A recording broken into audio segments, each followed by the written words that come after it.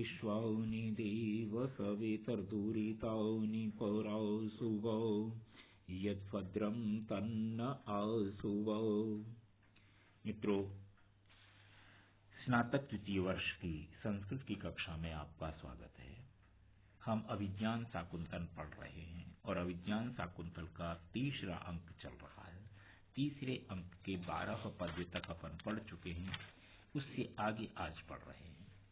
12वें पद्य तक प्रियपदा, अनसुईया, शकुंतला तीनों सहेलियां बात कर रही थी और शकुंतला को कहा था कि तुम जो है ना दुष्यंत को प्रेम पत्र लिख दो।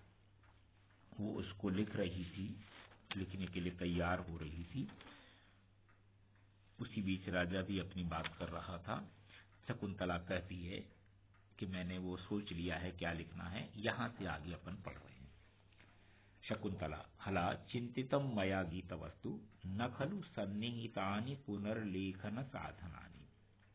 शकुंतला कहती है, सहेलियों, मैंने जो कुछ कहना लिखना चाहिए ऐसा गीत वस्तु सोच ली है, लेकिन मेरे पास लिखने के कोई साधन इस समय पर उपस्थित नहीं है। प्रियमदा, एतस्मिन् शुकोदर सुकुमारे नलिनी पत्रे नखैर निक्षिप्त वर्णम कुरु। एतस्मिन् इस पर, शुकोदर सुकुमारे तोते के पेट की तरह कोमल चिकने, नलिनी पत्रे नलिनी के इस पत्ते पर, नखैर निक्षिप्त वर्णम कुरु नाखूनों से वर्णों को कुदेर दो, नाखूनों से लिख दो।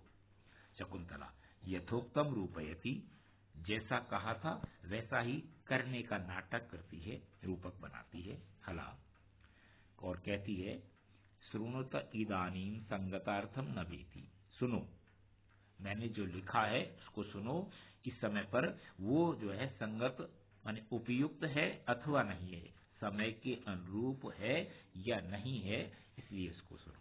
उभे दोनों अवहिते वह अनुसुईया और प्रियमदा कहती है, हम दोनों सुनने के लिए सावधान है, तैयार है।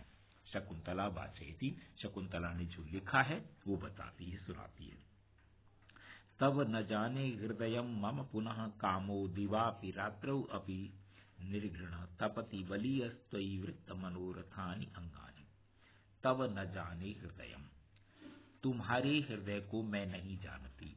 मम पुनः, लेकिन मेरी जो स्थिति है वो ये है, कामः मदन कामदेव, दिवापि रात्रौ अपि, दिन में भी और रात्रि में भी, हे निर्घृण, हे निर्दयी, तपति, मुझे तपा रहा है, परेशान कर रहा है, बलीयः कामदेव, त्वयि वृत्त मनोरथानि अंगानि, तुम्हारे प्रति अभिलाषा बनाए हुए अंगों को। मैंने तुम्हारे प्रति जो अभिलाषा बनाई है उस अभिलाषा के कारण से मदन कामदेव मुझे रात दिन परेशान कर रहा है, तपा रहा है, संतप्त कर रहा है। तुम्हारी हृदय की क्या स्थिति है मैं नहीं जानती। शकुंतला ने ये बात स्पष्ट तौर पर कही कि मैं आपके प्रति आसक्त हूं, इसलिए मुझे काम परेशान कर रहा है, और तुम्हारी क्या स्थिति है मैं इस बात को नहीं जानती हूं। ये वाक्य, क्योंकि राजा इतनी देर से पेड़ के पीछे सब कुछ इन सहेलियों की बातों को सुन रहा था, तो बस उसने सोचा कि इससे बढ़िया अवसर हो नहीं सकता, और तुरंत अचानक जो है वो पेड़ के पीछे से उठ करके और उस लता मंडप में आ जाता है।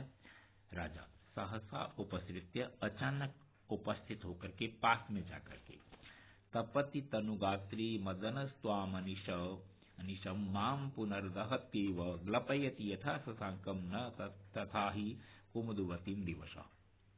और राजा कहता है, तनुगात्री, हे सुंदर और पतले शरीर वाली, तपति, तपा रहा है, मदनः कामदेव, त्वाम, तुमको, अनिशम, रात दिन, माम पुनर्दहत्येव, लेकिन वह कामदेव मदन मुझको तो जला ही रहा है, ग्लपयति यथा शशांकम दिवसा, शशांकम, चंद्रमा को जैसे वो ग्लपयति नष्ट करता है, न तथा कुमुदवतीम दिवसः, उस तरह से दिन अथवा सूर्य कुमुदवती को कभी भी नष्ट नहीं करता। राजा दुष्यंत कहना चाहता है कि हे सुंदरी, तुमको तो कामदेव केवल तपा रहा है, संतप्त कर रहा है, लेकिन मुझे तो वह पूरी तरह से जलाए दे रहा है। वैसे ही जैसे नष्ट कर दे रहा है, जैसे सूर्य चंद्रमा को पूरी तरह से नष्ट कर देता है, चंद्रमा सूर्य के रहते हुए दिखाई नहीं देता, वैसे ही वह चंद्रमा कुमुदवती को कभी नष्ट नहीं करता। तो तुम्हारी स्थिति तपन के कारण से कुमुदवती जैसी है, लेकिन मेरी स्थिति चंद्रमा जैसी हो गई। मैं कितना परेशान हूँ ये मैं जानता हूँ। हाँ, तुम तप रही हो काम के कारण से, ये बात ठीक है। सख्यो, दोनों सहेलियां अचानक जो है राजा को उपस्थित देख करके सहर्षम बड़ी प्रसन्नता के साथ कहती हैं, स्वागतम अविलंबिनो मनोरथस्य। तत्काल मनोरथ पूरा होने के लिए स्वागत है। अर्थात प्रेम पत्र लिखा और वो तुरंत आ गया, अभी पहुंचा भी नहीं उसके पास, केवल सुना पढ़ रहे थे।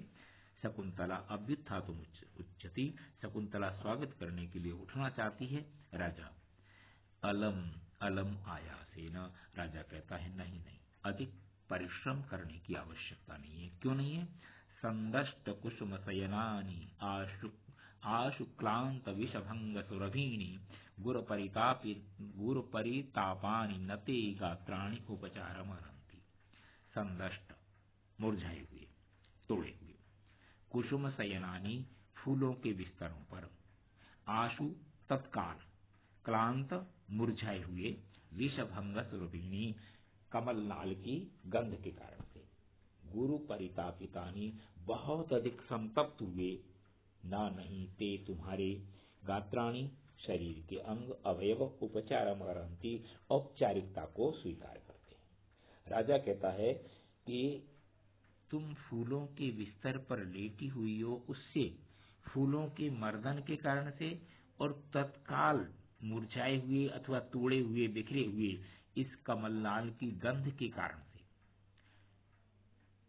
ये जो गंध आ रही है, इससे गुरु परितापानी बहुत अधिक संतप्त किए हुए तुम्हारे जो अंग हैं, शरीर के अवयव हैं, वो उपचार को नहीं स्वीकार करते, अर्थात औपचारिकता मत करो, ऐसे ही रहने दो। राजा जिस बात को स्पष्ट कर रहा है कि फूलों की सैया को मसलने से, मैंने फूलों की सैया बनी उस पर बैठी हो लेटी हो तो वो मसल रही है स्वाभाविक रूप से, और तत्काल आशु तत्काल शीघ्र मुरझाए हुए कमलनाल के टूटने से सुगंधित, मुझ पर सुगंधी आई है। अत्यधिक संतप्त तुम्हारे अंग शिष्टाचार प्रदर्शन के योग्य नहीं है। मैंने फूलों की सैया है, फूलों में गंध है, कमलनाल में गंध है, और वो तत्काल मुरझाए हुए हैं तो गंध और अधिक आ गई, और वो सारी की सारी गंध चूंकि तुम उस पर सो रही हो तो तुम्हारे शरीर में भर गई है।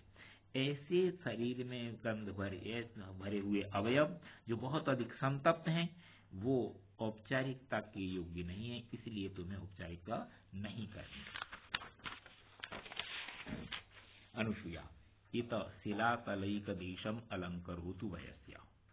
अनुसूया राजा दुष्यंत को कहती है कि हे मित्रों, आप इधर इस शिलातल के एक तरफ बैठ जाओ, यानी जिस शिलातल पर शकुंतला लेटी हुई है उस पर आप एक तरफ बैठो और फिर बात करो। राजा उपविशति शकुंतला सलज्जा तिष्ठति, राजा वहां बैठ जाता है और शकुंतला थोड़ा सा लज्जित होकर के बैठी रहती है। तो मित्रों, आज का पाठ अपन यहाँ समाप्त कर रहे हैं, इससे आगे वाला कल पढ़ेंगे। ये बात मैं पहले कहता रहा हूँ और अब भी कह रहा हूँ कि हमको पुस्तक लेकर के पढ़ना है, बिना पुस्तक के पाठ समझ में नहीं आएगा। फोटो दे रहा हूँ, ये अलग बात है। तो इस सूचना के साथ अब ध्यान रखें, आज का पाठ ही समाप्त करते हैं। धन्यवाद।